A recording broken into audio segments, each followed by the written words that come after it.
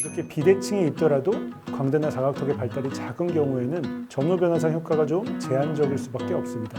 그렇더라도 이렇게 비대칭적인 부분을 가능한 범위 내에서라도 최대한 개선하고 양쪽 비대칭이 좀 남더라도 사이즈가 줄어들게 되면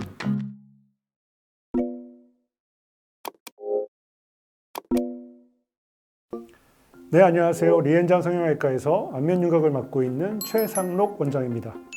얼굴뼈는 두께나 모양, 신경선, 연부조직 이런 것들이 개개인마다 다 다르고 또 원하는 얼굴형이 다 다르기 때문에 수술 전 환자와 전문의 간에 충분한 상담이 필요합니다. 오늘은 광대와 사각턱 수술을 함께 하신 분들의 CT 사진을 확인하면서 리뷰를 해보도록 하겠습니다. 자, 첫 번째 케이스 보시겠습니다. 네, 환자분은 먼저 이 비대칭이 많이 보이는 편이었는데요. 우측 얼굴이 좀 더 넓고 전방으로 좀 돌출되어 있으면서 좌측 얼굴은 좀 더 뒤로 후진되어 있고 좀 더 작은 얼굴이었습니다.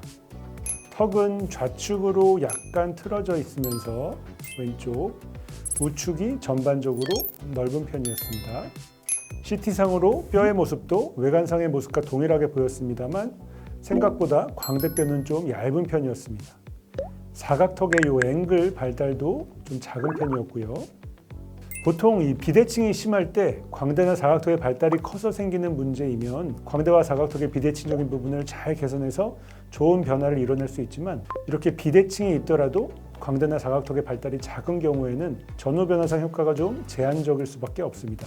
그렇더라도 이렇게 비대칭적인 부분을 가능한 범위 내에서라도 최대한 개선하고 양쪽 비대칭이 좀 남더라도 사이즈가 줄어들게 되면 비대칭이 훨씬 덜 보이게 됩니다. 수술 계획상 비대칭을 개선하기 위해 광대는 우측 위주로 뼈 절제량을 좀 더 많이 없애면서 우측 45도 광대가 더 들어가 보일 수 있게 이동 방향을 좀 달리하였고요. 좌측은 우측에 비해서 축소량을 좀 최소로만 하면서 비대칭을 개선하고자 했습니다. 사각턱은 이 각진 앵글 부분 포함해서 긴 곡선 절제에 해당되는 부분은 양측 다 적당한 정도로만 시행하였고요.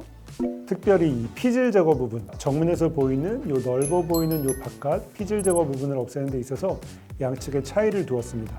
표시한 그림에서 보시는 바와 같이 좀 더 넓은 우측의 피질을 좀 더 많이 제거하고 좌측은 상대적으로 좀 보존적으로 제거함으로써 비대칭을 개선하고자 하였습니다. 수술 후의 모습상 광대뼈와 사각턱뼈가 우측 위주로 좀 더 잘 축소된 것을 볼 수 있습니다. 외관상의 모습으로도 축소된 게 보이고요. 양측의 비대칭이 많이 개선돼 보였습니다. 제가 기대했던 것보다도 외관상 훨씬 더 좋은 결과를 볼 수 있었는데요. 광대와 사각턱이 축소되면서 이 옆볼, 볼살이 볼륨감이 생긴 것이 비대칭을 나아 보이게 하는데도 더 긍정적인 작용을 하여 좋은 결과를 얻을 수 있었습니다.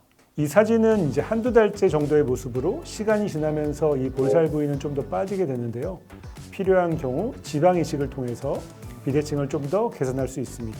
그리고 환자분이 기본적으로 얼굴이 좀 작은 편이어서 광대나 사각턱의 뼈의 축소량이 적더라도 효과상 더 뚜렷한 결과를 볼 수 있었습니다.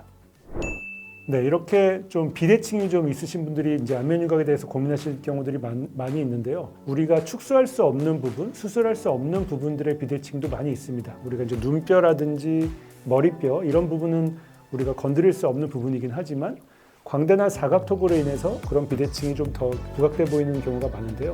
전체적인 비대칭이 좀 남을 수밖에 없다라고 하더라도 광대나 사각턱의 사이즈를 줄이고 할 수 있는 범위 내에서 최대한 그런 비대칭을 개선한다면 훨씬 더 얼굴이 좀 더 대칭적이고 좋은 결과를 볼 수 있을 것입니다.